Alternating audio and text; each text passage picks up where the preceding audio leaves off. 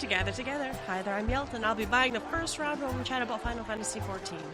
This is episode 186. Pull up a chair and join us. On the menu tonight, announcing the winners of the Furnishing Design Contest 2019. Patch 5.11 notes. Patch 5.1 Vows of Virtue, Deeds of Cruelty. Site has been updated. Final Fantasy XIV is coming to Xbox One, Phil Spencer says. Developers blog. And fan mail. But first, let's shoot the shit. Hey, Ruby, what's going on? Hi, Yelta. A lot of crafting and gathering these days. Wouldn't you agree? This seems to be a theme.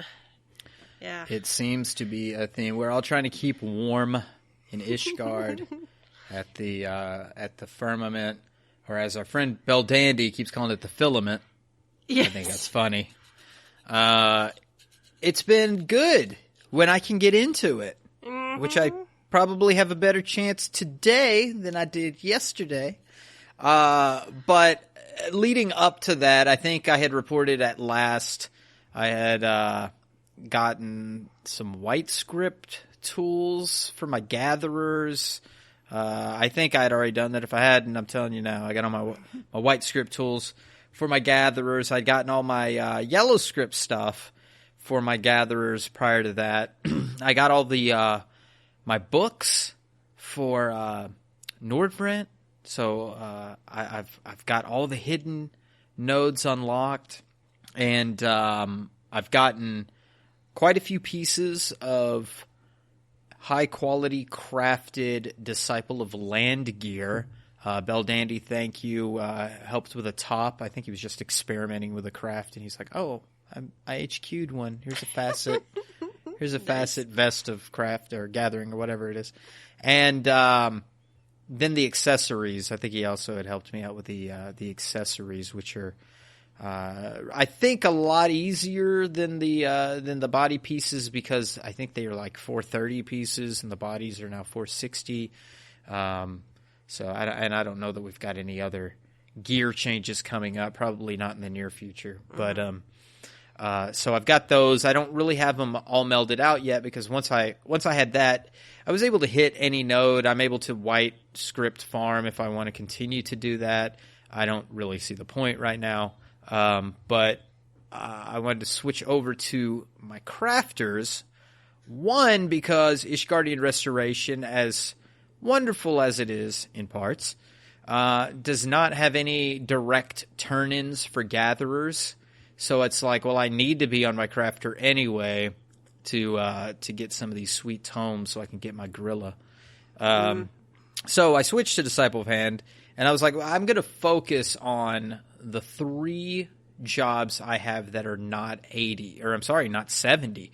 At last craft for Rubicon Vale, I had leveled 5 of 8 of my crafters to 70 during Stormblood, and I had planned on finishing them up, and I ran out of time or motivation or both, and just didn't. So I saved them. I didn't do anything in 5.0 because I knew there would be some content coming up. Switched to the Gatherer when I knew that this content was very soon to come up, and I'm kind of glad I had not leveled my crafters. I'll save this to when we get to that point, but I'm pretty happy that I got to experience the XP bonuses in crafting. So that was a thing. So I spent a lot of time in Ishgardian Restoration. I was locked out yesterday. I did one of the fates the first day when I got home from work, but yesterday I did not. I was locked out. There were changes overnight, so we'll talk about that in a little bit. The rest of the time, I guess I was just antisocial or something. I didn't really do much with anybody else. Quiet, yeah. I think I saw you on, but didn't run anything with you. Yeah, we talked. I was talking in the chat. But this is, again, me, like, kind of getting warmed back up to playing, because I took quite a bit of a break, and I'm still enjoying my time in-game, and I don't want to rush anything until I'm there. In fact, I haven't done anything in my battle classes. It sounds like a travesty, but I'm having more fun with Land in Hand at the moment, so I did not run the 24-man last week. No problem with Nier content. I think it's great. I plan on running it this week. I just didn't last week. And I didn't run any experts. I might have ran one expert, but I seriously doubt it. I don't think I did anything battle-worthy last week. So for better or worse, that's where I'm at. But I'm still having fun in game because I think there's a lot of content to do, even if you're not directly bopping monsters over the head. I even looked at stuff for my my personal house. I was thinking of like changing the theme up, and I think I talked about that briefly last episode. But I want to do something with it, and I pitched an idea to Senna, and she grunted because it's 14. She'll be back someday, and yeah, that's kind of where I was at. But it's fun. I'm liking what's here. I can't wait to talk about it in a minute. Yelta, you did a lot of cool stuff this week. What did you do? I did some stuff. I was around when Baldandy and Co were running Savage, so actually I wasn't. I had logged in, I was doing some stuff, I logged out, and I get a line, or I get a, not a line, we haven't used line in years. I get a Discord message adding me directly, come back to 14, and I'm like, what do you need? And they're like, we can't, there's no good healers to come play with us. So I did do E1S. I did get my page. Nice. That's nice. It's I almost joined when he put the party up, but it filled right away, and I didn't say anything because I wasn't. You know me, I just get so worked up about it. This time, no big deal. I remembered the fight. I did my job. Probably still gray parsed, but whatever. I'm not really looking at extreme button pushing. I'm not even geared as everybody else has been doing it for weeks, so it's kind of like comparing yourself to other garbage people like me, I guess. I don't know. But it's nice to be asked. He asked if I wanted to go to E2S, and I'm like, no. And maybe if I had cleared it that day, I still think that maybe I would have stuck with it more, but apparently I'm easily discouraged from that kind of stuff. But I did some easy stuff. I did my pixies on, was it yesterday? I did my pixies every day, including twice the first day. And did get my mount, which is adorable. It doesn't have an emote button. Huh. It doesn't do the sucking in thing, which if you've done the, I kind of expected it to do the snort. It does not do it. Interesting. Yeah. And then I was around because I wasn't feeling good earlier than normal times and got asked if anybody wanted to do a Wrath EX party. I did not. And then I got out of my dungeon and the guys were still sitting up in Party Finder. So I joined and I must have ran it about 22 times. Saw two coffers actually for Rathalos. Ooh. Yeah, both of them had the minion in it and the music. I didn't win any of them. I already bought the minion, so... Somebody's like, do you feel stupid now having already bought the minion? I'm like, not really. But we were doing it level synced. No, unsynced. And it's really easy now, but it's still, you can still wipe. Yeah, no. I kind of wish they had left it unsyncable. You know what I mean? It wasn't that hard to begin with. Mm-hmm. But, they all always have to be easing the content as it gets older. But eventually I'll get my mount. It is a cool-ass looking dragon, so... it's a Rathalos. I, too, did some Ishgardian restoration. I went... we'll talk more about this later, but the first thing I did is go gather. I went in, unlocked it, and I'm like, where do you get the stuff to craft? Yep. And you have to go gather it. So I pulled up, I had all the books, so I looked at all the botany nodes, and I went around. I'm just going to gather from all of them and get my checkbox. There's no checkbox. When you gather or craft anything else in the game, you get that little checkbox in your log. Mm-hmm. These don't give you that. So then I went and sold everything because that was all low-level stuff.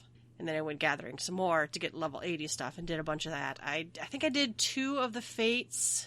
And, we had people in the free company locked out because there were so many people on our server. It was, I did get enough script to get the lean emote, so I did. And I lean against things now. I love it. My husband was giving me crap because Lala fell out short, and I'm like, yeah, but it still looks kind of cool. I was leaning up against the shrubbery at our free company house, and it looks stupid on anything that has like a really wide invisible wall, but whatever. It's cute. And it's something we asked for a long, long, long time, and I'm happy they gave it to us finally. That was about I feel like I did other stuff too, but I couldn't tell you. I've got almost all I think everything that was already 70 is now either 71 or like 80. And then I've got the 2 jobs that started at, what did Dancer start at, 60? Mm-hmm. Gunbreaker? Haven't leveled either of those, but everything else I've got to where I can like run trusts or run just dungeons. I don't know. So I haven't really started getting everything to 80, but the first step I wanted to do is to get all those 70 to 71 so I could actually get credit for all the level 70 stuff. You know, like the fates and stuff, you don't get full credit. So if I join a fate train that's level 70, you get nerfed. Yeah. All right, that was about it for me. We'll talk about some more of this stuff in more depth, but listeners, you can shoot the shit with us on the website. Go to www.gtffxiv.com. Let us know what you've been up to. All right, then that leaves us with the first round is news. Announcing the winners of the Furnishing Design Contest 2019. I did page through a lot of these. The reason I paged through a lot of these, though, so much fucking salt. I saw so many, like, I didn't win this one again, or I didn't get included again, and it's a bunch of Japanese crap. Oh, that's terrible. Like, what a terrible sentiment to Yeah, make. I'm like, I don't understand. I don't understand. But there are a lot of awfully cute. I just closed the link. There are an awfully lot of cute things here. The first one, it took me a minute to figure out what this was because I was looking at it on my cell phone. I think it's just a backdrop for doing G-pose stuff. It's like a green screen, white screen. Mm-hmm. I can't read Japanese. It just translates to horizontal panel. But I think that's what it is. It's got the little picture of the camera there. It must be. This must be saying, even though there's no picture, this part would be dyeable because it does show the camera. There's an icon for a camera. I would imagine if you can make that color, you can chroma key and do what you want. No. And there's a lot of couches and stages and apparently popcorn baskets. These walls are interesting to me. I don't know if they do it for me in this game, but they're kind of a neat effect with it's like water wall with lights in it. Oh, yeah, that's cool. Yeah, that's pretty cool. I wasn't surprised that the flower shop kind of counter, that's cute. I liked that. The chandelier was cute. I liked that. Mm-hmm. So, some of these I don't know if I'd use, but I can see why you'd like them. There's the Mandragora toilet. The toilet. We have to talk about the toilet. That was... First of all, the game needs one because, honestly, everybody poops. There's a book. And while our characters probably don't actually poop, we like to build realistic houses, and we were using way too many pieces to put together a toilet. I like this next one. This looks like a wall of alcohol. Yeah. Mm-hmm. In fact, I know it skips ahead a bit, but I do like the ones that... are a little more functional for things that we know we probably should have but overlook. If you scroll all the way to the bottom, the very last one is a set that it's like a cabinet of sorts that holds your fishing rods. Mm-hmm. It's like, oh, that would be pretty sweet to have something to hold and display all of your fishing rods. Well, and people have asked Yoshida before about like a weapon display case. Mm-hmm. Right? Like a weapon rack. Yeah, during our remodel, I've thought seriously about, armory type things, and we've talked about that, having an armory or something, and I was thinking about the placement of NPCs, shopkeepers, if you will, and how you could put your mender and things in that area because it would be weapons related, armor related, and I thought, wow, I still would like to see more weapon display. There's so many models for weapons in this game. I just don't understand. We can't, cool or at least make a craft that if you have this weapon and you make this base, you can make something to hang on the wall, or these 6 swords in this cabinet become this. I don't know. The outhouse is cute too. the Glade Outhouse. That's about 3/4 to the bottom. It's but I kind of like some of the functional things. You know me. Yeah.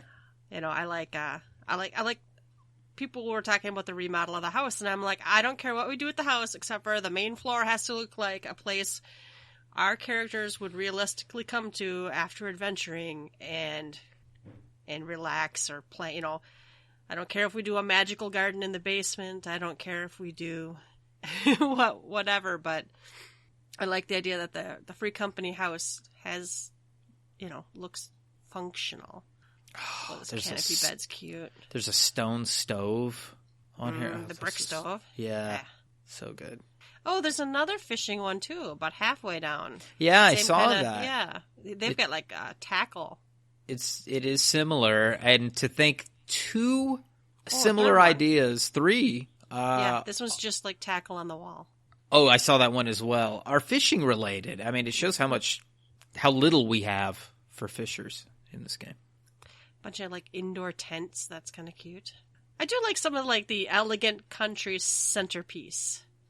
It's just that looks like something my mom would have. And she'd probably burn the house down. But do we have a Final Fantasy style tent to display outdoors from our homes? You know, I'm not sure. You know, like Final Fantasy VI, Final Fantasy IV. You know, you pitch a tent before you. A lot of Final Fantasy games, yeah, definitely have a tent. I don't know if we've got one, and it would be cool if we had one that looks. Okay, so the only tent that's spelled out the word tent is this indoor tent. It looks like a little kind of teepee. Mm-hmm. But, yeah, that's kind of iconic Final Fantasy. That'd be nice to see. Nobody listening, draw that next year. I'll draw that next time. I may have to commission a drawing because I can't draw. But, I also really like this one, too. It's just a crate of Chocobo stuff. Chocobo Essential Kit. It's got, like, Gishel greens and the carrots.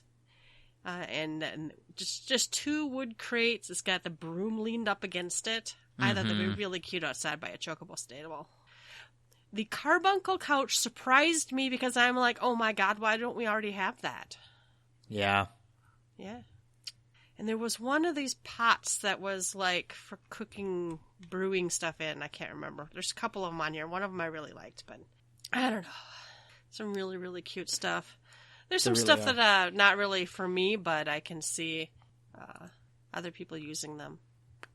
For sure. Coffee, apparently. Some of these look like coffee brewers. Love coffee. All right. Yeah, some very, very nice stuff here. I'm always astounded by the creativity and artistic talent that the people in the community have for some of this stuff. Same. All right, patch 5.11 notes. We had quests. Well, we really had a quest. We have Ishgard Restoration. It started in the Foundation. We get to see some characters who we haven't seen for a while, and some of the responses you get to make are hilarious. I laughed out loud. They really are. I did laugh at some of the ways that you can call people over. Is this really spoilers? It's just a quest and you watch people go down the street. I'm kind of... Well, okay, pause the episode, spend 20 minutes and go do this quick, and then come back. Yeah. Okay. Unpause. So, like, Briardian, you know, like, where he's, like, how's the idiot? You know, obviously you're talking about Hildebrand. Yeah. And it was a cast of characters, like, you were going down the scroll of characters for Ishgard. So, you know... Honorroy and all these other silly names that honestly I forget. And I'm so glad that you're giving reminders of people's names through this. The French names sometimes just kind of are over the top for me. But it's fun. It's a funny little quest, and I appreciate seeing Ishgard. I even typed it in FC chat. I always smile when they bring us back to Ishgard and I get to hear that quest music from Heavensward. There's just something, like, the quest music is good, but there's something about that. I don't know. It just gets me. It's probably my favorite one. I know it's better than... every fucking time. Yeah, I like it. Your thoughts? Short and sweet to start out. I was a little confused once unlocking it. Where do I get supplies? Yeah. And then a lot of people were shouting, and I'm like, well, I'm looking through my thing, and I scrolled down, and I think I was like, oh yeah, there's new stuff to gather. Like I said in my opener, I gathered all the things. I do have a comment about, I don't know if you've seen this. A lot of the items you can gather have really funny descriptions. And I'm a little bit thrown why the Ishgardian Restoration is requiring materials gathered from the first. Yes, and it seems like even the team knows that it's a little far-fetched, so the info boxes are pretty a little wacky. Yeah. I actually didn't read them myself that closely, honestly. But then I started looking at what other people did, like a compilation of screenshots of some of the quest items or the crafting items, and it's like, oh, that's funny. Mm-hmm. Oh, there was one about like snakes or something, and I have to go find it. Something about snakes and people who aren't really feeling like doing Ishgard Restoration. Crafting would have to go into the pit of snakes till they felt more like crafting. Some fucking dark stuff on there. But I thought it was easy to unlock. I enjoyed the story to get in there. I like the not subtle when talking about housing, right? This is not a subtle thing that this is going to lead to housing. No, not by any stretch. I mean, there's a few things you can do initially to just tell this is going to become a housing area. You could look overhead and look at the map, and it's pretty easy to see. Like, we've heard adventurers have houses. You even have to answer that, whether you have one or not. Or right. Yeah. I mean, like, I obviously answered I have a house, and they're like, ooh, I'd love to come visit you sometime. But yeah, they hint really heavily at housing. Speaking of housing, there are some new items for the house. I think there is some new pictures and like little stuff. Dragon, what's his name? Rausvagar? Rausvagar, blah, blah, blah. They show the lean emote, which we've already cheered about. Yeah. The new hairstyle, which is cute, unless you are a race that can't wear these new hairstyles. A little salty about that. Not personally me, but I can see where you might be. Mm-hmm. They did make some PvE changes. Something about samurai. Something about Shoha's hotbar. I don't know what that means. Apparently it shows up better now when it's ready to be used. And then, of course, a lot of people have been following the Epic of Alexander Ultimate. That was added. People, I think, are still hammering at it. Yeah, I think it's a lot of Phase 2 right now, and it's stuff with... limit cut, I think, is the mechanic everybody's having issues with the chaser doing this slice mechanic across the screen, seemingly at random, and it's so fast if you blink you've missed it and you're already dead. It's pretty wild. Did Yoshi P test it in America? Because we know that he doesn't understand the kind of latency we get here. Yeah, he doesn't test a lot of stuff in America. Should have tested Ishgardian Restoration on the NA server. Oh, see, we haven't talked about that yet, but oh, Jesus. Yeah. But I'm not going to talk much about Ultimate other than they're still fighting it, and the weapons look rad, except for some... I know dancers are mad because they're just, like, not even unique. They just, like, have a glow. There's some people who are like this. I think Red Mage also has, like, just... Yeah, didn't I hear Red Mage got Bismarck weapon or something? Yeah, it's just like a mild reskin. Yeah. Oh, and don't data mine put stuff up on Twitter with anything that can be tracked back to your account, because somebody's just got a 10-day ban for that. No shit? Mm-hmm. Wow. Yeah. Yeah, I was on a website clicking through the things, and there was a post that had been... Actually, I think he got told to take it down on Twitter, and he got the 10-day ban, which on one side is kind of unfair because it's like there was nothing that like even said it was his dat mining or his account to his character or anything. It's like, I don't know, man.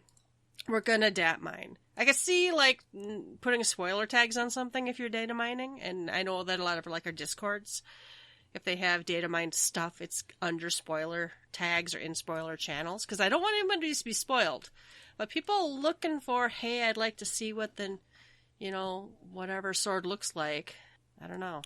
Yeah, I see it. I sort of see it both ways, but it's more like a 90-10. It's like, it's sort of wrong, so at least, like, bury it in a forum somewhere and then send people a link. Yeah, like, I gotcha. Don't put it on Twitter, hashtag FFXIV, hashtag FF14.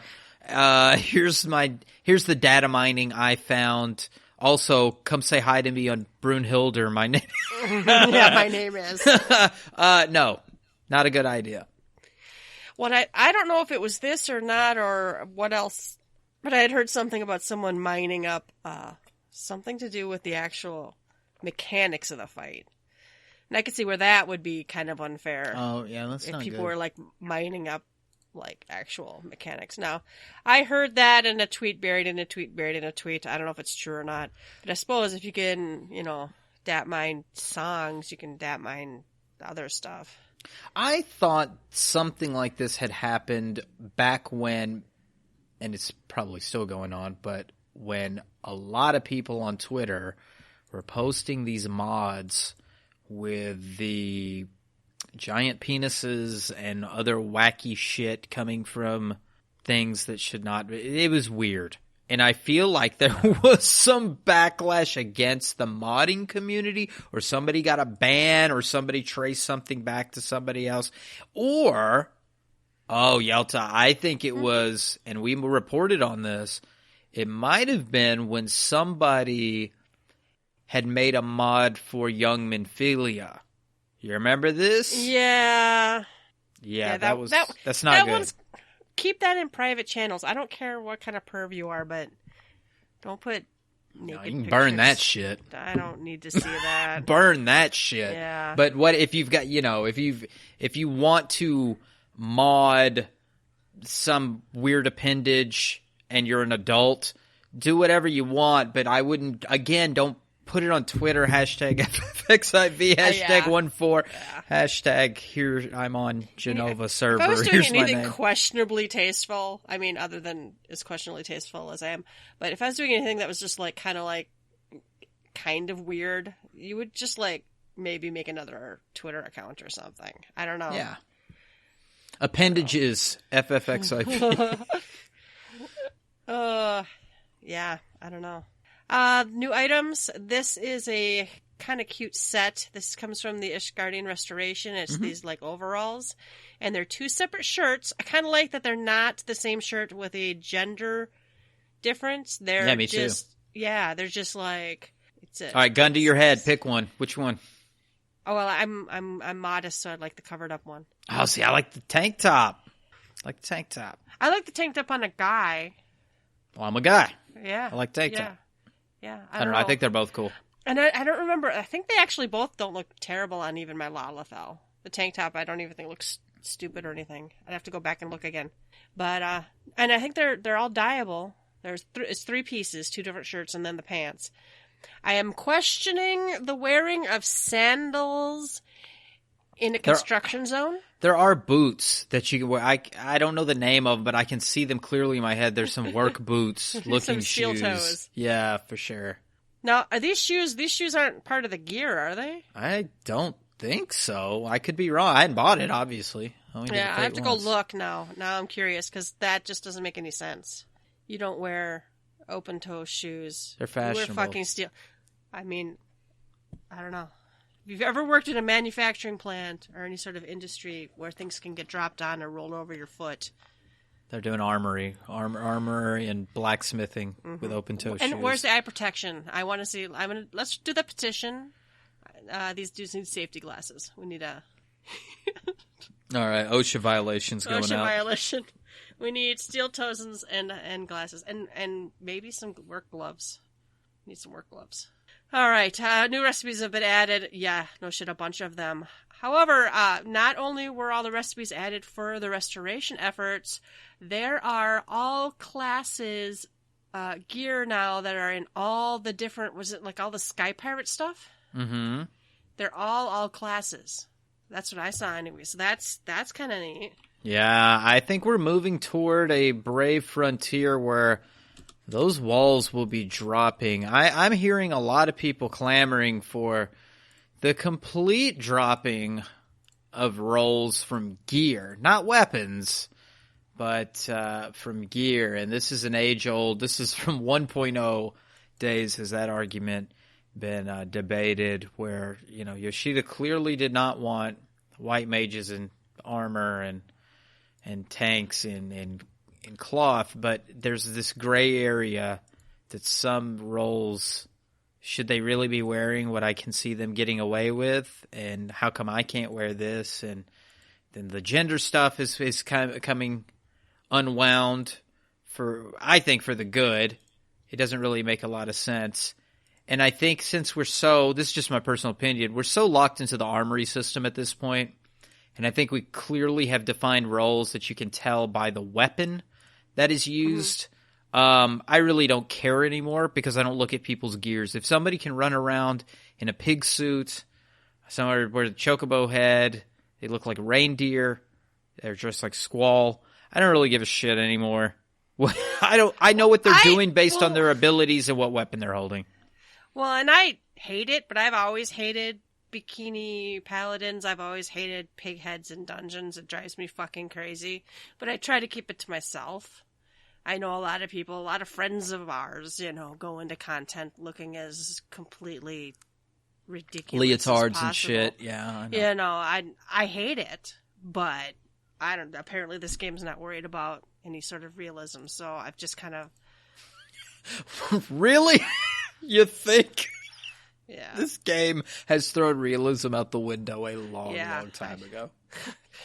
There are times where I'm like, you know, anxiously awaiting the next game that will actually check some of these boxes for me. I know. Well, what I'm going to say is I already got some inside information. There's some data mining, folks. I got this off the official forums earlier, but this is some real shit. Don't get me banned for this. The next 24-man raid content, they're really hoping is Fortnite. They would I saw that listed. And I'm like, oh my god.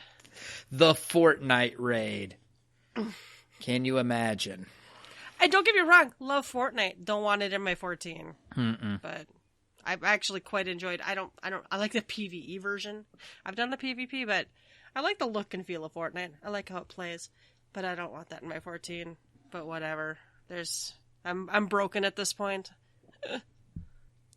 All right, the Ishgardian Restoration has been added. By participating, Hand and Len can join forces to help reconstruct the firmament, a district in Foundation, yet to recover from the ravages of the Dragonsong War. So, let's see. Land and Hand. Okay, right now, only Disciples of Hand can deliver items. Later, they're going to add it so Disciples of Land. Did I say that right? Mm-hmm. Only DOH can do it now. Only crafted items. Later, Disciples of Land. And this was noted somewhere else, too. I'm glad they noted it again, because people are like, where are my gatherer content?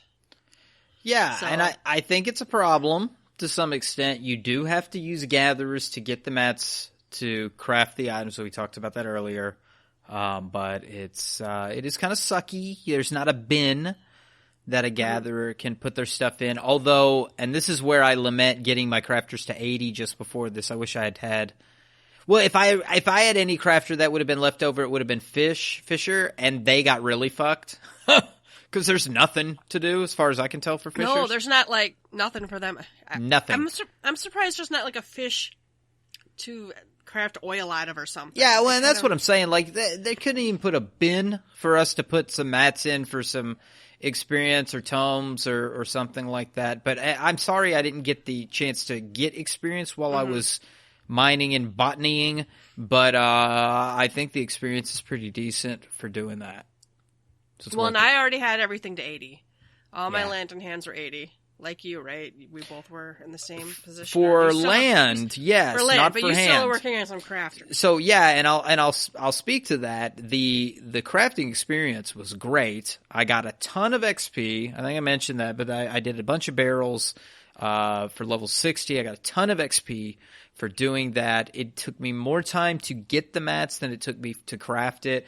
I know Yoshida doesn't want us using macros, and he completely revamped all of crafting to thwart all of our macros, but fuck all that. I made a macro again so I could just hit it and then be done with these, get my collectible score and be done. So, after getting my mats for an hour or so, I sat there in the zone. This is what was great and lucky for me. I sat there in the zone and I banged all this shit out. And somebody in Free Company or one of my link shells was like, hey, that fate's in like an hour. You should stick around. I'm like, well, all right. Yeah, I'll stay for that, which was good because I'm glad I was already there because you can't get in by that point. But back on the experience thing, I got a lot of experience. It was I thought it was really great for leveling, and I want to continue to do it for my level 70 characters. I think this is a great way to level and get the tomes. And I wasn't even looking at the tome aspect of it. I did see that the tomes shoot up. I think it was the tomes got higher for the 60, 70, 80 because you got 20, 40, 60, 70, 80. And I think that 60, 70, 80 is more like, all right, you hit a spot where like you should be getting better rewards because this was a max at one time. The 20 and 40 don't really get you a lot of stuff except, I'm sure, pretty wicked XP. Wicked good. Wicked good. So yeah, you can go out and gather all the things, and then you can craft all the things. And yeah, there's a summoning bell in there, mind you. So people are complaining that, so yeah, you can gather a lot of the stuff through mining and botany, but like, let's say the high culinary recipe, you need those chicken breasts or whatever they are. I can't remember. And I'm not going to go out and murder a billion dodos. I'm going to send my adventures out. So that's what I did. And someone on the forum was just saying that, up until they got hit level 80, this card was pretty easy up till now. But then the armorer, 70 armorer turn-in is Rhino Beetle Carapace and Moth Scales. Now, yeah, you can buy some of those with the bicolor gemstones. You can also, those particular items, you can send your retainers out at the level 62 ventures. So if you have a shit ton of coins, and if you have Disciple of War, Disciple of Magic retainers leveled up, I've sent like 3 of them out on the hour, and now by the time I'm done gathering up the other stuff, I have plenty of those items to craft for a while. So don't forget your ventures. I almost look at that as a design fail for this system because I almost want to see something purely without Disciples of War or Magic involved. I would have liked to have seen those parts come from fishing, botany, and mining. If you need armor, we need a shepherd or something, or a trapper or something. I would agree with that. I would love to see a trapper, a shepherd. The 1.0. Ooh, are we getting that job right? But in the interim, why wouldn't scales suffice for some kind of armor? Why couldn't we fish up something that could be ground into what? I don't care what the fucking lore is behind it. Make it useful for all the gatherers. To support the crafters, and leave Disciple of War and Magic out of this.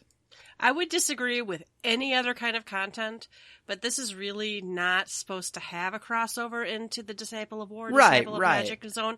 So, yeah, I'm going to have to agree with you.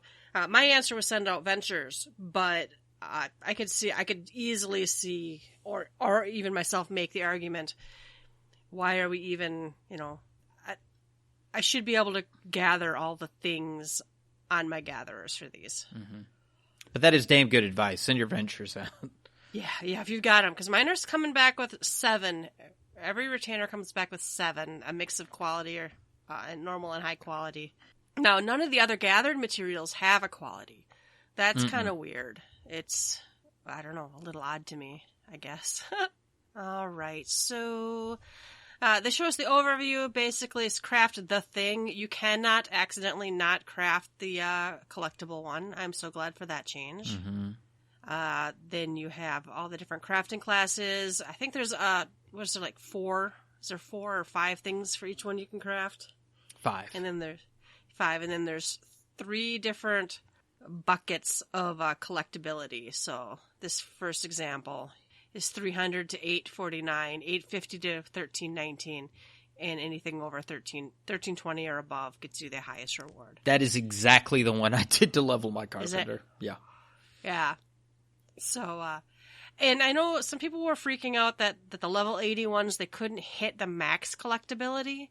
And while, yeah, that'd be nice, you don't get any benefit after you hit that top threshold. It doesn't really matter if you get above that. So if you can come up with a macro, or if you can come up with a rotation that gets you that quality, it doesn't really matter if you go above that.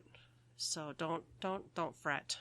Now, I fully expect, I fully hope that in 5.2, there's going to be an upset. I'm hoping that then, this is, to me, the prequel, right? Get everybody leveled up, get everybody remembering how crafting works again, learn the abilities and, stuff. And yeah, I think Yoshi P, I think he didn't want everyone to just do a macro they copied off the internet because crafting was too confusing. That's how I read his whole comment. Right. Wasn't that he didn't want us to have macros. It was like you would just copy your macro and do everything easily and you would do that because it was easier than trying to learn what any of the buttons did. I'm not using any macros. And I tried to explain to a free company. I wrote a shitty guide to basic crafting, and I didn't do very well. But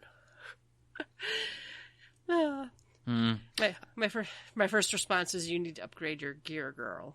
Well, that makes a difference in any content. That's a number one. I think you got to look at what type of crafts you're doing versus the type of gear that you've got. I had some comments. I've lost them. Thinking about upgrading my gear in particular, because I really need to start upgrading my gear with it. But yeah, I agree with all the things that you're saying. I agree with the advice that you've given as well. I look forward to more. And then we get to the bit that by the time you've listened to this, it's already been fixed, we hope. Well, in some people's minds. The concerted works. This is the fate we were talking about earlier, where you just like interact with 3 things and then profit, I guess. Yeah, I was sorely disappointed with the way it was this not worked. Intriguing. It was not interesting in any way. Mm-hmm. Where do you want to start? Which sore spot? Even though it's been alleviated. Let's start with the alleviated sore spot. So we already mentioned it. This zone is only so big and has not got multiple shards or instances or anything. And you had a lot of wanderers. So you had a lot of people on other servers. And I can't speak for all wanderers. I'm not saying people weren't helping on lower pop servers and helping them push their, get their crafting moving along. But on Excalibur, we did not need any help. Mm-hmm. So when people in our free company couldn't get into the zone 15 minutes before the thing was supposed to happen, because the whole zone was, half full of wanderers that were AFKing until the fate started. Right. I know that I'm painting the worst possible scenario, but there were definitely people getting reports, jumping server to server, AFKing until the fate happened. They spent 5 minutes doing the fate, and then they jumped to the next server and AFK'd. Mm-hmm. So I'm not saying everybody was doing that. I'm sure there were some people who, out of the goodness of their hearts, decided to take their goods and services to another server and just, share their bounty or whatever. Yeah. And they pump their chest up in the forums. We'll read one, and I'll read one. Yeah, you read that one. Yeah.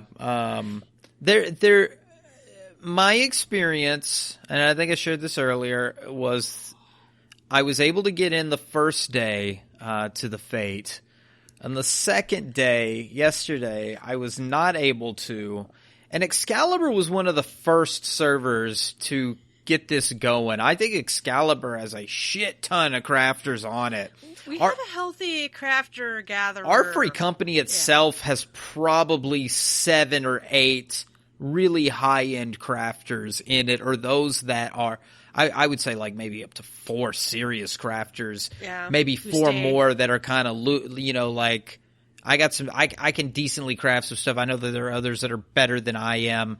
In my heyday, I was able to craft high-end stuff. So, I mean, there's quite a few of us, even in our free company, that know the in and outs of crafting and gathering, and Excalibur, I think, as a whole, has a lot of them. I think even on our own server, with the changes that were made, without getting there in a sufficient amount of time, I don't think 15 minutes might be enough. We'll have to see. It's kind of a wait-and-see mentality on what will happen. But before the hotfix, my experience was I got in one, and I expected something grand to happen. It was, as you said earlier. Say the word. Say what you were hoping it was.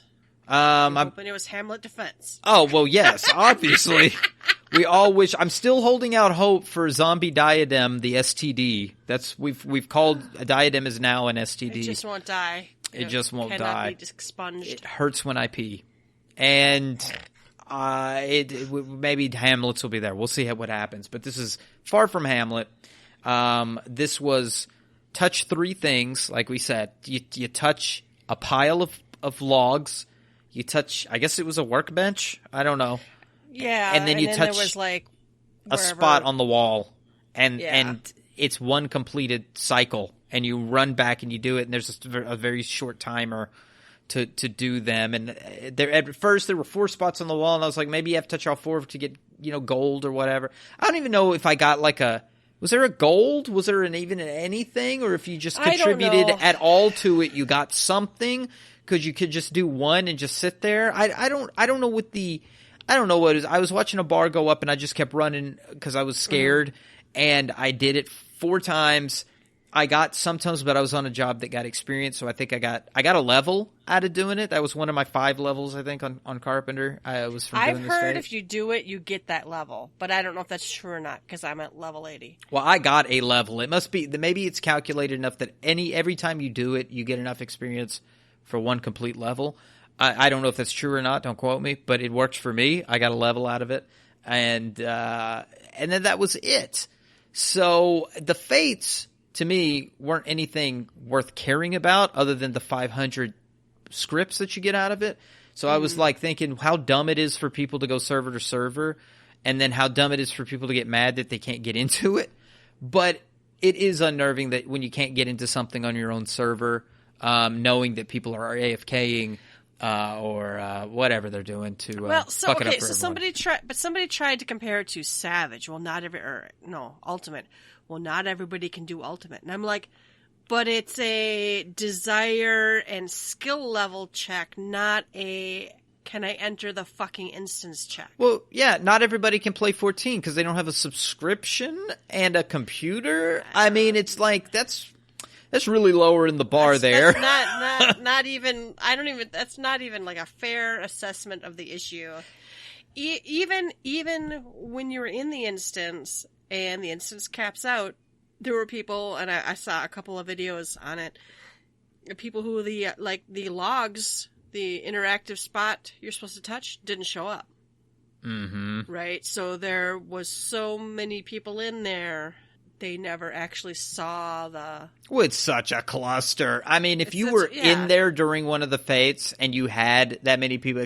Ours was maxed out. You could only see what little crowd was around you, and as you moved through the crowd, I'd see like a random orange name pop up because that's the color of my friends. And I'm like, oh, hey, what's up? And it was madness when that Fate started. I was so surprised it didn't fucking Odin 2.0 days I just expected crash to crash out. the server.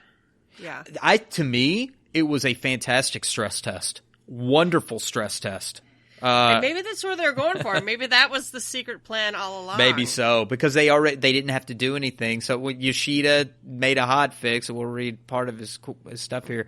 But with the hot fix, it was basically we don't have to turn anything off. We'll make it happen. So it's almost like that was built in. That's how I felt about it. Yeah, I was like, oh, they wanted the ability, and that was the fix. We'll just say it. The fix was to not let wanderers zone into that zone, right? Indeed. That was the fix.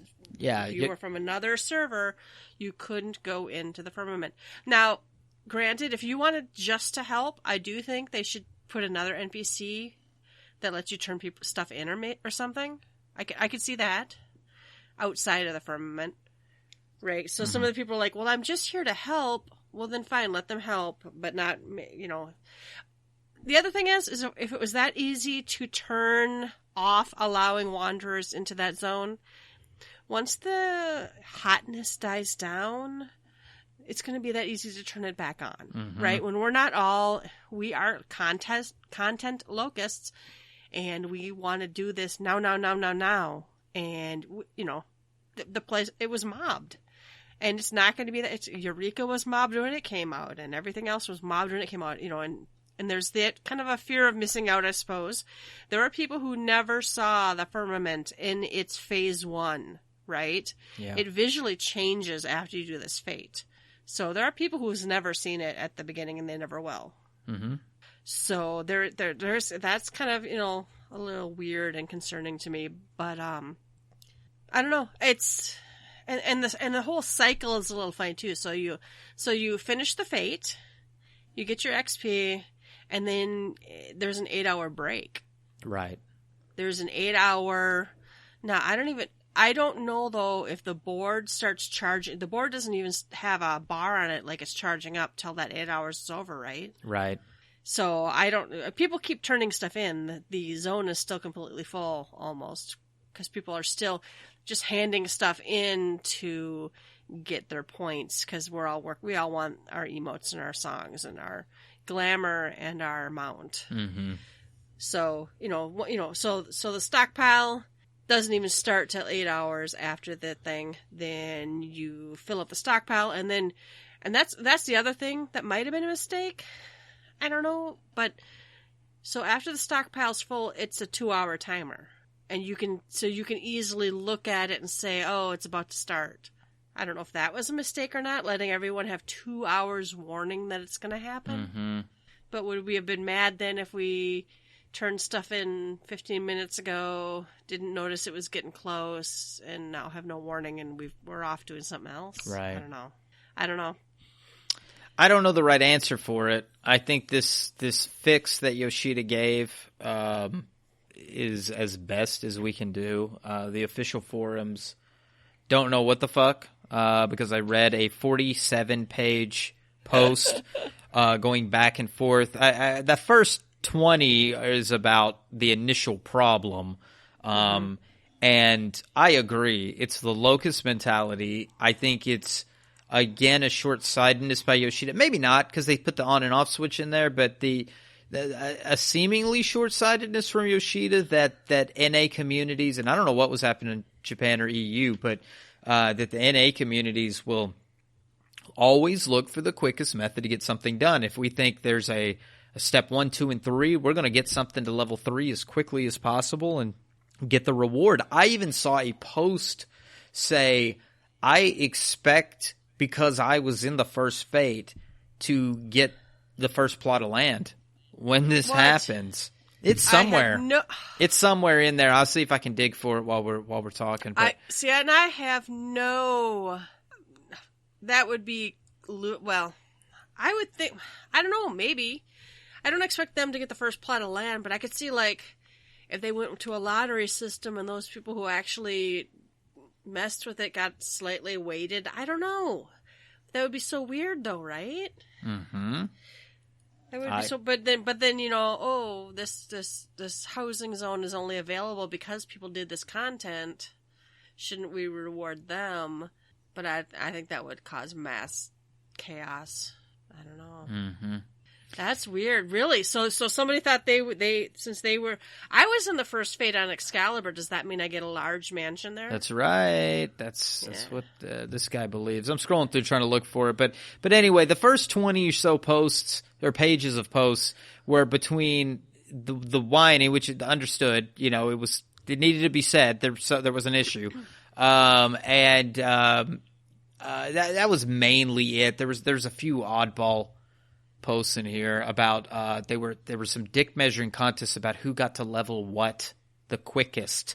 So there were some arguments about, no, my server was here, no, learn to read, no, this, that. Christ. None of this shit matters, people. None of it matters. The whole point is it's supposed to go on for 3 months. So and we're all, even the tiniest, smallest, least crafty and gathery servers are going to be fucking done by then. That's where people are like losing their goddamn minds about them shutting off this wanderer status because you can't go help other servers. And I'm like, you know, this was designed so everyone will be done comfortably before the deadline. I'm sorry, it makes me completely fucking crazy. You're going to tell me that that 5.2 is going to come out, and, 4 servers who don't have that many crafters and gatherers won't get their housing zone? That's not going to happen. No, it's not going to happen. I believe there's some hidden timer that, makes checks for them as it goes or something. There's no way they're going to allow one server to be completely behind everything else. And there's a little bit of that fear-mongering in these threads as well, that it's like the small servers are worried that something won't happen. But there were many that were saying, look, we're small servers. We understand. We don't care about the pace. We know it's going to take us 3 months to do it. Let us have our own. It doesn't make sense that other people would take over our zone. Well, and I saw a lot of posts that were like, I started a character on a low pop server knowing it's a low pop server. Knowing that, they might not have as a robust economy through the market board. They know that they might have a harder time finding, skilled groups to do extreme and savage content. That's okay with them. If it takes them longer to work their way through the reconstruction, I don't think they're crying about that. I think there are a lot of people who join a low population server and they don't want to be overrun by people helping. Did you hear the air quotes? Helping them. Mm-hmm. So Yoshida had a post in the middle of this. I'm not going to read it because it's already been fixed, but he kind of mulls over what they see as some of the problems and why they did stuff. But he does have some red letters in here. The number of crafters and gatherers varies considerably between worlds. The worlds with the most crafters and gatherers have over 4 times as many of those with the least. Worlds with a low number of crafters and gatherers would struggle to carry out concerted works without visitors from other worlds, creating a risk that those players would not be able to experience this content as intended, which Yelta, I think, is somewhat of a false statement. I think that will always allow them to get it in some way. Just like that shit with the itinerant Moogles back when they would say, like, oh, Buckaroo Banzai has to juggle 12 Atma on his dick to be able, so you can itinerant. Everybody's going to get it. Everybody's going to get it.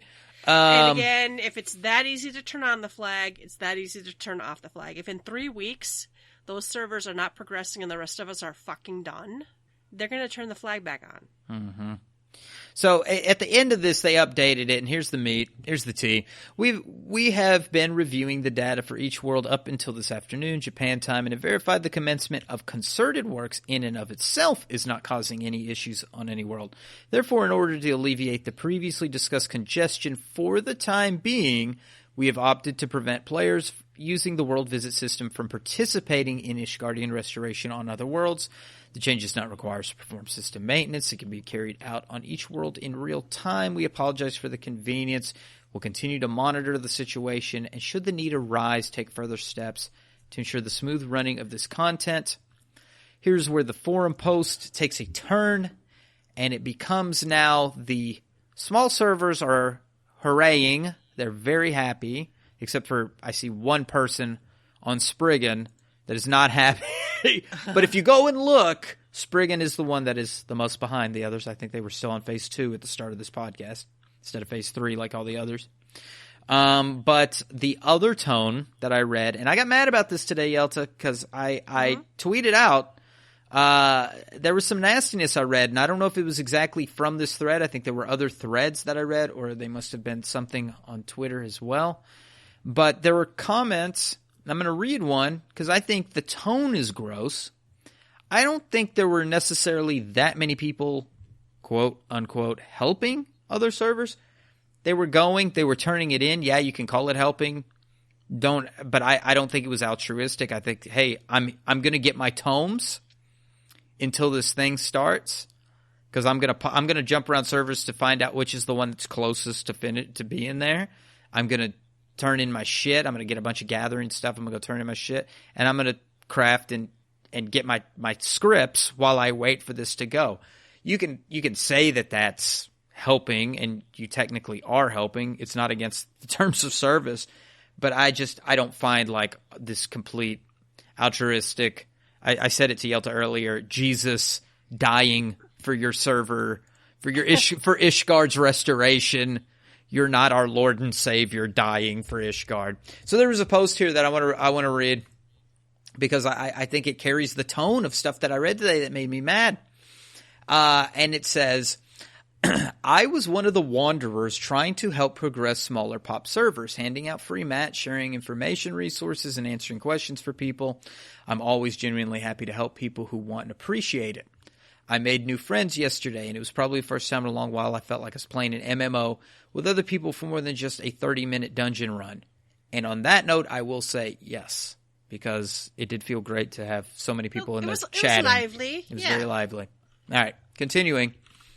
Honestly, though, seeing most of these responses within this forum post is very disheartening, and it puts people off from wanting to bust their butt for people who feel entitled to other worlds' free labor. And then in quotes, well, if you really want to help, you should work for us and not expect to be able to share in the fate rewards. Because that was one of the ideas that was kicked around, right? To maybe let wanderers come over, but don't give them fate rewards. Continuing. Doesn't that sound bad? It's not actually any better than the people farming fates and not contributing. It's all entitled. I'm sorry people were locked out, frustrated, and so on, but when you're making snide remarks about how the help was unwanted, please remember that mixed in with the fate train runners, you have a lot of people genuinely trying to do something kind. At least on Aether that was the case. Some of us also displaced, but making the most of it anyway. And this to me was the kicker, this last line. Because we started with, I was one of the wanderers trying to help.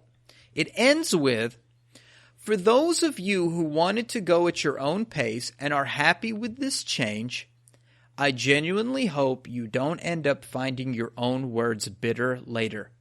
Now why?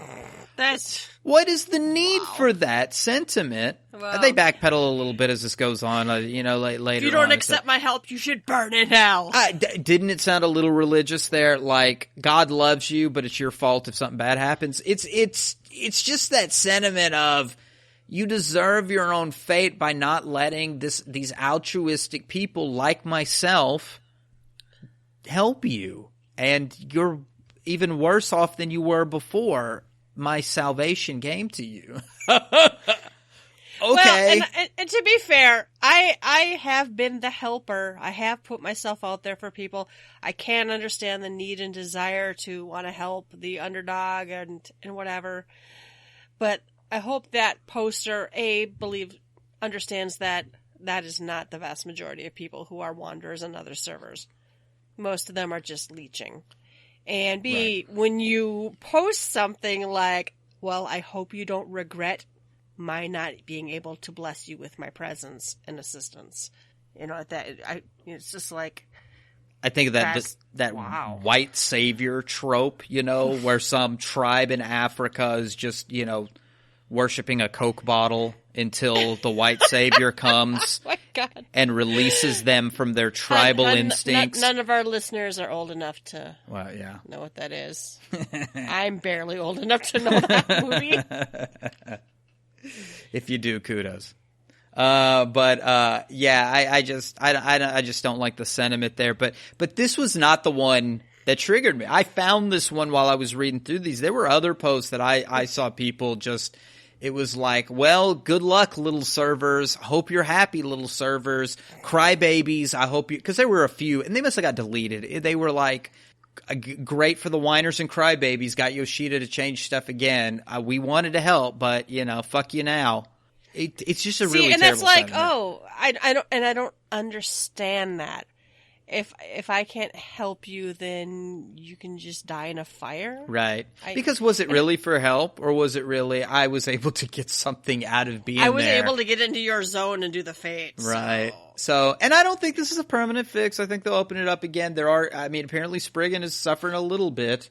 They will adjust. They will do adjust things that they'll either let wanderers back in, or if they knew to be able to turn on and off the wanderer flag, they knew to be able to reduce the percentage of item weights handed in to trigger the fate, or you know what I mean? Mm-hmm. There is either already stuff in place or there's already stuff in planning. I fully believe. Yelta, I got a huge announcement to make. What's that? I'm looking at the builder's progress report, and Spriggan is on third stage. Well, they're not behind then. Or they're like a few hours behind. I'm scouring. Every server is on third stage. Yes. Yeah. See, and that's the way Yoshi P's message was kind of reading to me, was after, kind of seeing how it went for a couple days, we're going to make this change because they're not fucked. They're not fucked. That can't be the podcast title, but they're not fucked. Nobody would get to hear it if we titled it that. No, we can't. We can't type the naughty words. Yeah. And you can find that. I'm not sure if it's here in the notes, but if you go to the lodestone on the top right, you can find the little link that takes you to the builder's progress report. It's cute. It's even got like a little carpenter and a little botanist, 16-bit. It's really cute. All right, did we fully cover the fact that the Fate minigame is poor? Did we fully cover that in its entirety? Well, I want to say on a final note for that it is utter trash. It is a ridiculous sham of a Fate. And probably the only type of activity that zone could even allow you to do with that number of people in it. See, that's kind of my thing. I'm glad we could do it, but I don't think that this game could allow us to do much more than that. So it was completely underwhelming as a Fate, but I don't know what else they could do. What other minigame could they put in there? And I don't know. I don't either, and it worries me for good. something that what if we were fighting a horde of enemies? Then we would have some issues. That's again, we want to keep the fighting aspect out, right? If you're not going to have. Well, sure, but I was thinking of a different type of content, like let's say in 6.0, they're like, "Hey, y'all are defending a castle or something," like, could you do fighting for something like this? I think in that case, the sharding or the instancing, which was the other thing in this forum post that we were discussing, was the other topic after Yoshida's post, was a fight between should it have been sharded or instanced versus should it have blocked the Wanderers for coming in. Of course, Yoshida went with the Wanderer block, but I think maybe with the battle content, sharding would be better because you've got different activities happening across different shards, and I'm not sure if you can make the fate spawn. I guess they could do anything, but then they also go, oh yeah, there's limitations to our coding, that you could have the fate spawn across the number of instances or shards at the same time, because what you really wouldn't want is people trying to pop in and out, trying to do all three fates like people do hunts. Yeah, I think I think you almost have to make them all happen at the same time. I think you do too. Or something, because you can't even let them teleport out to the next one and while the other stuff is going on, because it's just double dipping and causes issues. Yeah. I feel like I'm ping-ponging back and forth between two issues, but there are simultaneous issues that were happening with the people coming in and the content being, I would say, a tad deceptive. You know, like, even though that they announced it wouldn't be exactly endgame just yet, I do feel like there was enough of those little pitfalls that it did sting a bit, like the not having gathering content, the definitely not having anything for fishers, the way the fate works, and not really having a lot of end game to it. Then this whole locking out shit for 2 days. You can't see what happened if you miss the fates. I think it's enough negatives that people could go, this is, I don't know.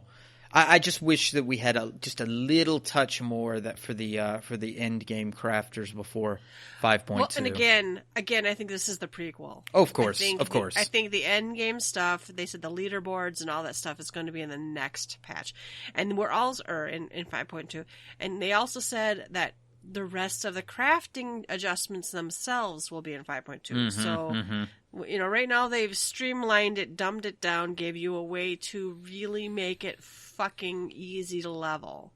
And I'm hoping that they take a step further. You know, people are already talking about if the only, well, people are already saying, okay, Ishgard Restoration's great, but this crafting patch didn't give me any way to make money. You know what I mean? Right. This didn't give me any progression for my gear or to allow progression to anybody else's gear, or, you know, I don't think it was meant to, mind you. I think this is kind of side content that will go along with other patches that will give you new craftable recipes to make money on, or to improve your own stats, that kind of thing. I don't think that's what Ishgard Restoration's about. First of all, it's kind of hilarious to me that both of the things that came out, and other people have mentioned this, Ishgard Restoration and the Ultimate Fight are both like Heavensward content, really, right? Mm-hmm. It's kind of funny. It's like, is this the new pattern that you're going to just take this step back to a previous... Don't get me wrong, I don't mind them. I fully enjoyed going back to Ishgard, seeing the NPCs and viewing the story and whatever, but is this what we're going to get now with every, you know, it's 6.11. Are we going to be going back to Stormblood areas? We're going to fix that Ralgar's Reach that looks like shit? See, maybe. Do you think they're going to put housing in Alamigo? No one wants that shit. Nobody wants housing in Alamigo. Fucking burn it back down. Send the Garleans back in there. Burn it back down. Let's occupy. I'm, at this point, going to switch to the Empire and occupy Alamigo. Mm-hmm. Hashtag occupy Alamigo. Oh my god. Gonna kick us out of Eorzea for good this time, Yelta. Oh. All right. Patch, what do we... Okay, so the progress report you covered already, right? Yep. That's a website that shows where everybody is, and as far as we can tell, no one's hurting at this point. Slightly behind, but not actually hurting. Right. Patch 5.1 Vows of Virtue Deeds of Cruelty site has been updated, and that also includes an update to the copied factory page. There's stuff that's updated mostly because it was a spoiler, and it's not a spoiler now, as far as I can tell. Yeah. Right. So they talk about 9S and they talk about 9s.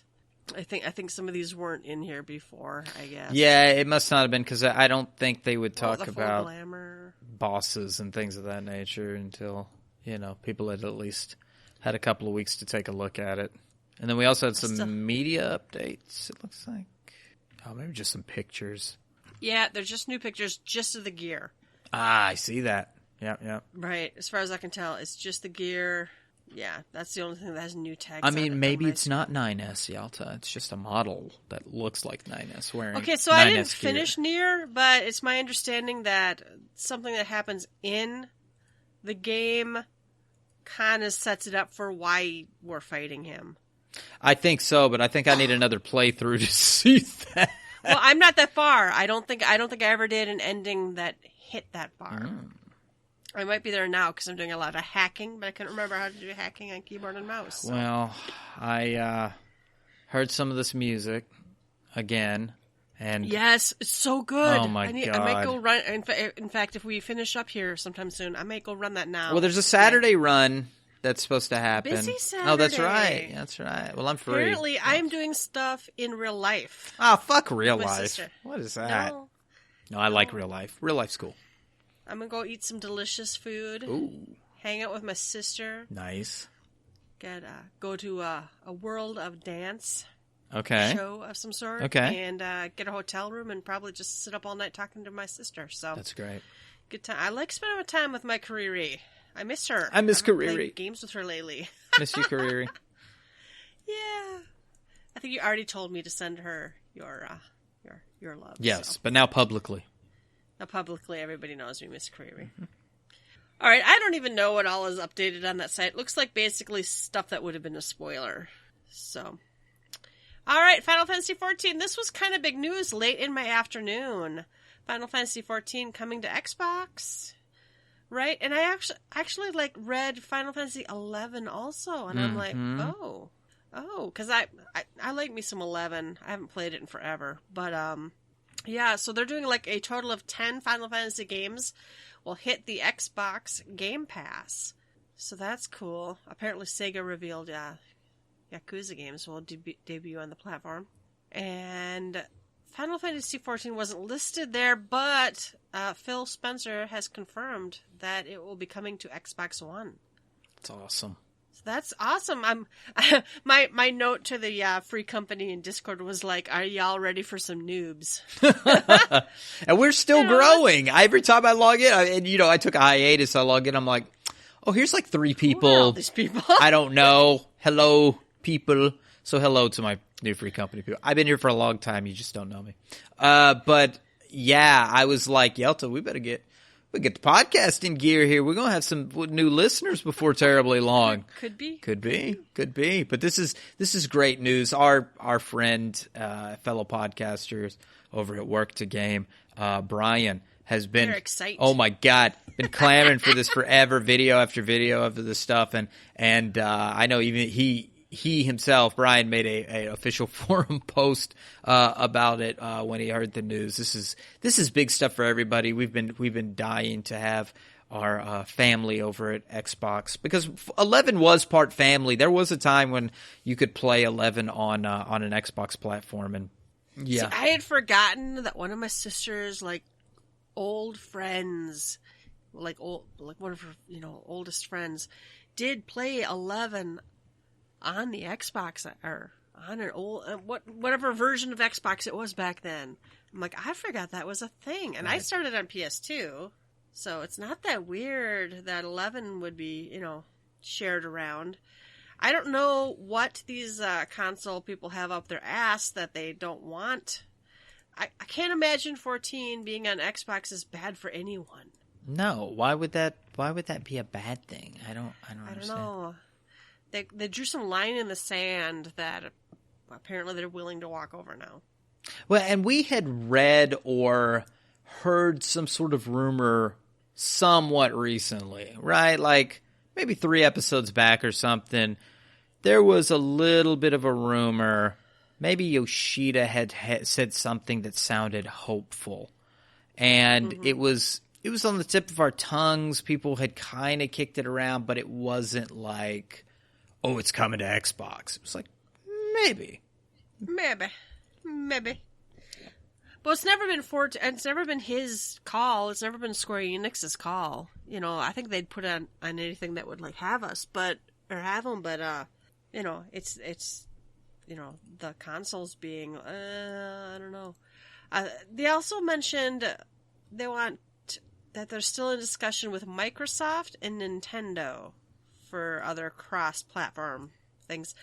I saw some lashback today about please don't put it on the Switch because we don't want Switch limitations, right? And I can kind of see it because I'm like, I have a Switch and I love it, but I don't know if I would want to play Final Fantasy XIV on it, and I don't know if it's strong enough to play it at a level that I need. And going forward, they're only going to increase the requirements, right? They do not need to put this game on the Switch. I don't want to. I take a shit Switch, and fish. no. That's probably the most I would even want to do. Remember, I think you used to talk about how you would somehow get it on your Vita. Maybe it was on your PS3. You'd play it on the Vita or something. Yeah, that Vita streaming thing. I don't remember now. Yeah, so that's neat. But I mean, like, I don't have to shit and fish or botany or whatever at the same time. It's not that important to me. In fact, I like my Switch to be separate from 14 because my ass isn't in front of the PC. I'm on the go. I'm in bed. I can watch my son, whatever, and play a different game. So let's not. Yep. I want a device that's not. I don't own an Xbox, 14. So it doesn't matter to me if Xbox is on it, I found that thing, Yelta. It was episode 182. It was just 4 episodes back. And we reported IGN had a tweet about crossplay on PlayStation 4 being available for all developers to use in their games. And we thought, well, maybe that's part of that thing that'll drop that barrier, because we'd always heard that Sony and Xbox wouldn't play nice. Something about exclusivity. I don't know. I can't speak words. Yeah. Anyway. I don't want to poo-poo it either. If they could make it run halfway decent on Nintendo Switch, I'm not closed off to the idea. But people who lived through Final Fantasy XI and early Final Fantasy XIV were like, if they have to nerf this game, right? And I'm one of the biggest arguers that the game has to be. People are like, "What other games look better than this game?" And I'm like, "Yeah, but." I just had that argument in voice chat the other day. I'm like, that's fine for a single-player game, but you have something that needs to perform well on mini-specs of computers, on different consoles, and with different internet. Right. Graphics are not the end-all, be-all. But, to that former point, there's a reason why there's a meme, PS2 limitations. And that is because of Final Fantasy XI and PS2 holding back Final Fantasy XI. And whenever this happened with PS3 and 14, people were slapping themselves upside the head, face palming over this shit, going, here we go again, PS3 limitations. And we've moved past that. Yoshida has navigated past this. He's looking full steam ahead.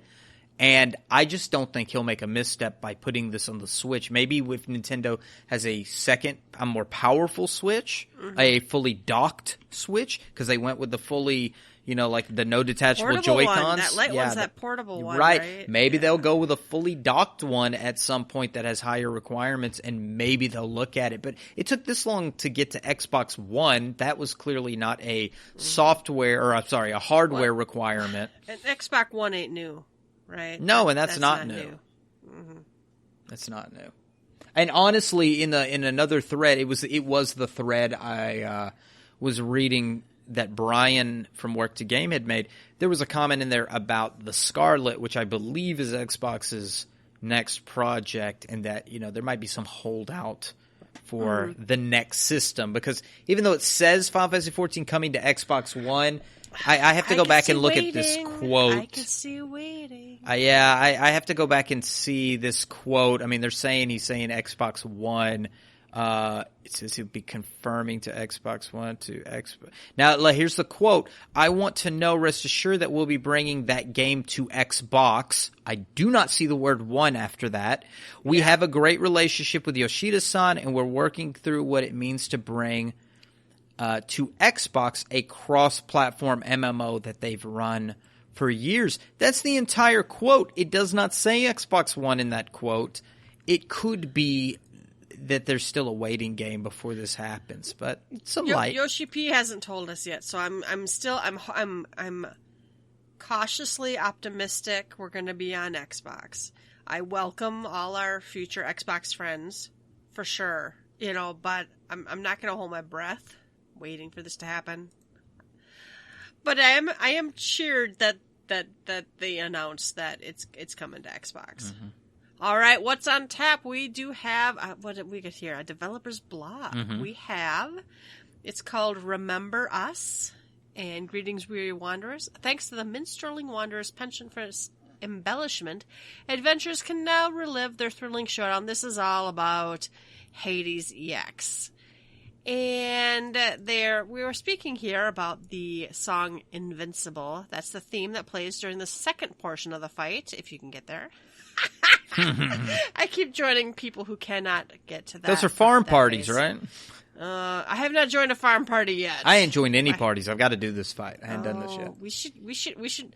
Drag me in there. Let's pencil in. Let's try to do this a couple nights in a couple weeks or something. All right. So, the theme that plays during the second portion of the fight, especially if you failed some DPS checks along the way. Okay. Today we're delighted to share the Invincible lyrics. Now, coincidentally, just as Invincible was the final theme for Hades, it was also played as the finale during the Orchestra concert held during September in Japan. Now, here comes my favorite Easter egg. Listening to the in-game version of the song, players notice the lyrics are a bit difficult to understand. This is due to the fact that the song was composed as if the ancients were chanting the theme in their native language. However, because the song was going to be performed during a live concert, actual lyrics were created for it. So, and they're not long. I've also read some arguments about how this is translated differently in other languages, and I should go find that. I'll find that for next week. So, the lyrics in purple, lovely Yelta purple here. Invincible. Lactate, ognate. No, oh, okay. Sorry. So in English, my Latin's bad. I'm very bad. My husband's not here. He took Latin. These memories ache with the weight of fate. Ever we fight, never we fly. Ever we fall, forever we fall. Now breathe deep of the darkness beneath the flood, where all of the proud angels drink to their deeds of blood, their lies twisted and torn into dreams they've spun, yet ever will we still stand tall, invincible, never we fall. Yeah. I have to go find those posts, because some people were saying that this is actually a little bit more weighty and interesting in other translations of these lyrics. Maybe so. Because this doesn't seem like... So anyway, the post here is, we hope that knowing the lyrics will help convey and capture the very essence of emotions that flow throughout this tragic tale of a man in a battle that never shall be forgotten. Yeah, I don't know. Except the lyrics to me talk more about the flood of light than it does to Proud Angels. I thought was talking about the Sin Eaters, because that's Proud Angels. I thought were Sin Eaters. Yeah. And beneath the flood, that's the flood of light. What the fuck does that have to do with Hades? But okay. Now breathe deep of the darkness beneath the flood. Well, okay, maybe you're in the water. You're down below. But the flood of light was really to over aspect the first and, cause a rejoining, which eventually is going to cause... Okay, I can read it like this. If you say, I feel you on that level. Now breathe deep of the darkness. And if you read the next line as, beneath the flood where all of the proud angels drink to their deeds of blood. So they're patsies. The angels, the proud angels are tools, and they're in the flood. But we're deep. Yeah. Whether you want to say deep because we're underwater deep in Amarat down there, or because it's a deeper plot. This is just a tool. Plot. Look, I mean, it's a dichotomy. After it, Yelta, it's a double meaning, honey. It's deep. It's super deep. It's deep. So, and I think this next line, I think, is talking about the angels again. Their lies twisted and torn into dreams they're spun. Mm-hmm. So they're just tools again. And then yet ever we stand tall, invincible, never we fall. Yeah. So. It is a little heavy with stuff that has to do with the flood, though, in comparison to... I've lost my friends. Well, the flood was so confusing to people in the source. The source is very confusing to people. That's a lake and an entire planet. I know what would fix that. If you made a diagram with a lot of arrows, and they pointed at crystals. Okay, but that should be our next. That's what our next contest should be. Oh my god! Is explaining something using like a fucking John Madden flowchart. Mm-hmm. That we have to come up with something. Well, okay, yes, we'll make a contest. You have to create a flowchart. Maybe we should give them a beginning point and an end point, and you have to give us the flowchart. There has to be a theme that they're explaining with the flowchart or process they have to explain. Yeah, the mentor's flowchart. We'll come up with something for you. I'm writing that down. Please do, because I just had to apologize to someone yesterday who donated us a code for an item because we were going to throw a contest, and apparently Ruby and I are too lazy. It's I don't know, man. I'm old. Let's do another screenshot contest. Yeah, well, it's partially lazy. It's partially forgetfulness. It's partially. I don't know. There's issues. I don't know what's wrong with me, but we'll get there. We're gonna get these codes out. We'll get another contest that's not a screenshot contest. We're still here. Fuck it. We'll do what we want. All right, let's move on to happy hour. William Riley, the old school gamer, tweets us again. He's been having trouble with his controller settings and figuring out how to fit everything on his bars, and he's white maging. He added us. Which one was first? Is the bottom one first? I think so. He's having problems getting the right buttons for my skills. I'm slowly getting there where I get this. That might be the second one. When I get this high with alt jobs, once I figure this out, it won't be so hard to set up my buttons. Sorry, he's a bad tweeter. So he added us. I have most of my dungeons unlocked and still have not unlocked Heaven on High. Can't find it, and all my alts are like a span of levels 7 to 30. All my crafters are low level. My highest level gatherer is Fisher. Everything else is level 5. I found out about the extended palette. Oh yeah, but having problems getting the right buttons for my skills. I'm slowly getting there when I get to this high with my alt jobs. Okay, so I'm keyboard and mouse, but setting up your bar is real. Setting up your crosshair bar is real. It can be a struggle. So if you're looking for Heaven on High, I think he said he had a level 70 or 80 or something. Yeah, it's gonna be in the what was the name of the second zone? The Red Tide. What is the name of that? Yes, but okay. So Heaven on High. First of all, you have to be a level 61 or above. Mm-hmm. It's in the Ruby C. Ruby C. Right. Red you have Tide. to do the quest. Tide goes in, Imperials go out, and then blah blah blah. But one of the things, you have to have already completed floor 50 of Palace of the Dead. Double check that. I know some people who did Palace of the Dead a little bit, but never cleared for floor 50. If you haven't cleared floor 50, this quest doesn't pop for you in the Ruby C. Mm-hmm. And you have to be level 61 or above to actually unlock it too. So I would definitely do that. And in fact, if you're having tons and tons and tons of trouble figuring out your bar, I would go into Palace of the Dead solo and just clear your bar. This is what I do when I'm in there. I clear out my hot bars completely. Just remove everything off of it. And I start at level 1, the first floor, and as I unlock stuff, I put them on my bar. And I move them around on my bar, what makes sense. And, it's hard on healer because you're damaging stuff, you're healing yourself. But you might have to start somewhere. I did today, actually, yesterday, a lot of outside of Heaven on High, sitting in my, free company house's yard. I took all my abilities off of Dark Knight bar, and I went through and hovered over every single ability, read what it did, and dragged it somewhere. And it might be harder with cross hotbars, but I dragged it somewhere. This seems like it's part of a combo. And I tried to line it up with combo abilities, and I tried to put my defensive cooldowns on a different bar for a controller's probably a different toggle, some cross hotbar stuff. So I cannot talk intelligently about controllers, but we did have Mithrin Scarlet did write us in and say, yeah, I play FFXIV with a controller on every job and it works fantastic. He doesn't use any macros, and the best and most helpful settings to use with the controller are cross hotbar, expanded hold controls, and WXHB with double tap. This makes it possible to have everything and be very easy to access. He suggests to watch a video on it and play around with it a bit. It's actually very intuitive.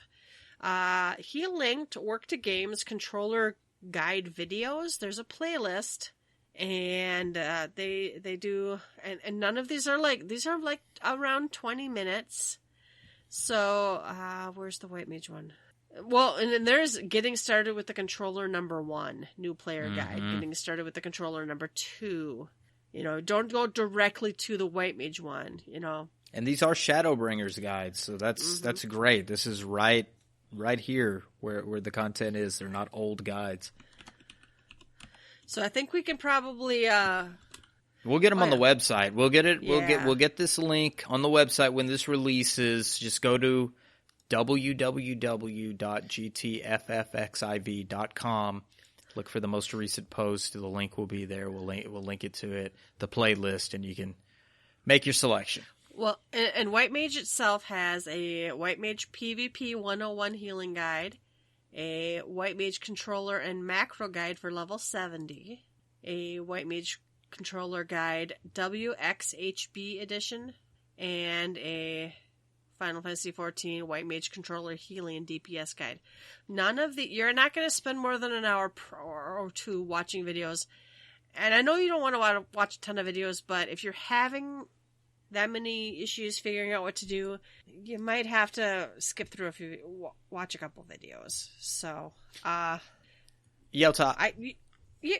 Oh, I was just going to echo what you had said earlier about reading the tooltips and putting things down. This isn't battle related, it's crafting related, and we were talking earlier about macros, and I'd built a macro, and how Yoshida didn't want us to go pull a macro off the internet. Well, I didn't do that. I read the tooltips and kind of figured out, all right, this needs to go here. And I had previous experience with crafting, but you're going to want to do the same. And the only suggestion I would make is when you kind of figure out how to do the crossbar thing, figure out what Mithran was talking about, because I honestly don't know. There was a guide at one point, one expansion ago, where they went into serious in-depth with this through a live letter, and half of it was on this, and I completely tuned it out. But if you play in a controller, figure out these settings, find out what you think is going to give you the most visibility and clickability and all that good stuff. And then, honestly, the tooltips, and figure out what is the stuff that you use the most. Because whenever I put things in the hotbar I play keyboard and mouse. When I put things in my hotbar for a job I don't understand, I do what Yelta does and I pull stuff down. But you got to look at the combos. You don't want to press 179 or 1 Alt 3 5. You want to press 1 2 3. So with healing, I think if I can even remember my White Mage hotbars, I put Cure and Cure 2 and Regen 1, 2, and 3. And it's because I'm going to use those the most. You might say, well, why not Cure 1, Cure 2, Cure 3? Well, I don't use Cure 3 hardly. So Cure 3 was somewhere else. Regen is my number 3 when I play White Mage. And so... Oh, yeah. Cure 3 is not the third button. It's not the third button. It's Cure... I think mine's Cure, Regen, then Cure 2. Mm-hmm. Then something heavier, I can't remember. Yeah. And then I have a button on my mouse that lets me hit control. Right. Yeah. So it's a mix of understanding how the controller works and how you want those buttons. So I suggest finding those things that Mithran said, try those, watch one of these guides, follow that, and then whatever is that initial setup, what is my bread and butter? Well, yeah, Cure 2. Regen, probably, Medica 2, those kind of things out there, and then, work from there. I'm sure there's a lot of other things, plenary indulgence, whatever else. But you want to have those things that it's easy for you to get to. You may not use Cure 3 except on a few select fights or whatever. That needs to be on that sub-menu, Maybe you have to hold R1 to do that. I don't know how these controllers work, but maybe it's hold R1 and then it switches to that one where And then it's practice. Then it's don't fuck with it. Once you have a spot, get some muscle memory. You got to get your muscle memory because God knows every time I have to either learn a new opener or they give me an ability or some change and I move it on my hotbar, man, I'm fucking around and I end up moving it right back. I end up just moving everything right back. Well, and I've moved some stuff permanently while raiding, right? It's terrible. I had some buttons actually it was Cure 3. I had to make Cure 3 more accessible for Nidog and some other like RAID stuff. Right.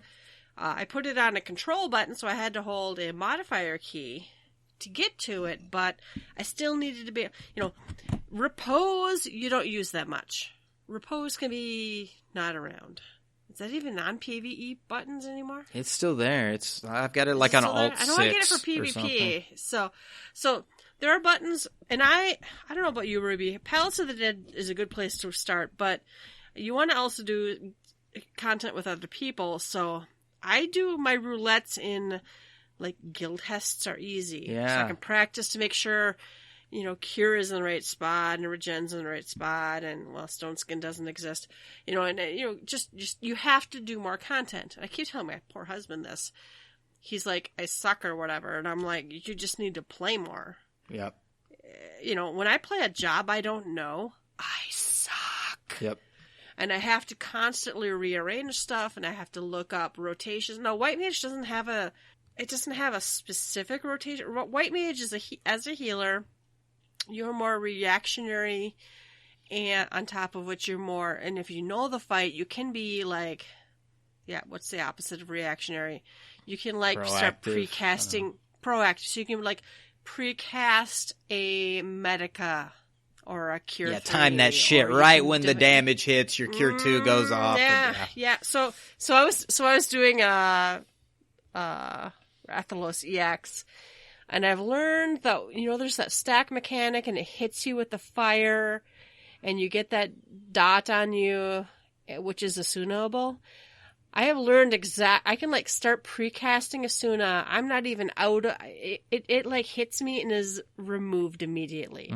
And that, it feels so good. When I hit a Medica 2 at a phase change in a fight like Tsukiyomi, it just feels good. When you know that your tick of health is getting everyone to full while you just wait for the phase change. It's just a beautiful thing. But you have to learn all of your abilities, and you have to know what they all do. You have to know when to use them. White Mage, luckily, is fairly straightforward. In fact, I joke, I'm not that good of a player, but White Mage is easy enough and straightforward enough that I can have success in a great amount of content. I'll probably learn more, the other two healers sometime soon, and I'll probably get fairly comfortable with them. But it's always, working and reworking your bars. This is not a set it and forget it thing. Mm-mm. And don't feel like it is. And then as the game changes or you start doing different content, I don't have very big fingers. I have little hands, and for a girl, I even have short, stubby fingers. So I really am only hitting 1, 2, 3, 4, 5, and maybe 6 fairly easily. I do have a set of G keys on my Corsair keyboard, and I have like Asuna mapped to one of those G keys because that's important. Mm-hmm. I have to be able to reach over with my pinky and hit that whenever I want. And then I've got on my mouse a button that I can hold down, and it basically is like holding control, because I can't hit control. I can't have one hand on the mouse, hit control and any of my number keys. Mm-hmm. My hands are too small. And have you done that thing where you like shift everything over a bit so you have more buttons to the left or whatever? Oh, I play a very WASD. Weird setup. I've mentioned this before, that I got my initial setup from a guy that built PvP guides, and so all my keys, I don't use WASD. I use Q. It's all shifted over. It's right? Up and over. I use QWE for strafing, and I don't even use. I use but 2 mouse buttons for forward movement. W is acknowledge something. It's basically enter. So I can quickly click on NPCs or pick up items. Oh. See, I have F for that. Mm-hmm. I remapped F on my keyboard for that. But I use F for an ability. Keyboard. So, I mean, it's just, same difference. I have like F for select and G for cancel. They're basically mapped to that button. Yeah. If you're on a I have R for select. W to confirm. I just left escape for cancel. So, tomato, tomato, that kind of thing. But there's all kinds of different ways of playing it. But once you build a muscle memory and you have your style playing, don't change it. See, now I change it, but incrementally. Well, yeah, don't just, completely do it. I just know, when I change something in an opener, I can't do... I get it for for a healing thing because I've had to do that healing move stuff around. But when I'm playing on Summoner, if I change something to my opener or the way the buttons, because you don't want to tunnel I don't, as a DPS, I don't want to look at my keyboard at all. And I don't. I want my especially any major combos, no matter what job you're on, should be mapped to about the same buttons. And the opening should be fluid, or else you're not going to hit those numbers. Yeah. Yeah. That's the whole point. You can fuck up some of the rest of it, but don't fuck up your opener. Anyway. All right. I think you're just going to have to experiment. I'm sorry we can't be more helpful, but it's a struggle. It really is. But you have to know you have to know what all of your abilities do, and you have to study out where they belong, and you just have to practice. I think from what I'm reading from your tweets, you just need more practice. You need to practice and make intelligent decisions on where to move stuff around. And you're probably being too hard on yourself. If you're healing and no one's dying and you're just, I don't know what kind of content you're doing, but you're unlocking dungeons, you're still leveling up. And maybe take a break and go do Ishgard Restoration for a couple weeks. Come back and heal later, level up later. So, but no, I wish you luck. I think you'll be fine. Just read your buttons, put them the best you can, and don't let your tank die. I don't know. Anything else? Any last thoughts on that? Nah. You probably don't need any macros. I only have my Asylum macro because I read how to do an Asylum macro.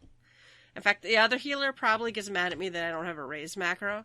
But I basically listen for the raise sound, and if somebody already did it, I look and see who they raised, and then I swift cast raise the other guy. There you go. All right, then I think we're done. Whew. Yeah. I have to go get some Ishgard Restoration in for the next hour before I go to bed. It's closing time. You don't have to go home, but you can't stay here. You can find links to all of our episodes and blog posts on our website, www.gtffxiv.com. While you're there, please leave us a comment. And if you'd like to, you can support us by clicking the donation button. You can find us on Twitter at GTFFXIV. You can email us at gtffxiv@gmail.com. Please rate us. Personal plugs, Ruby. Yes, you can find me on Twitter at Rubicon Vale, RUBICONVALE. You can find me on Twitter at Yelta Sumasu, YELTASUMASU.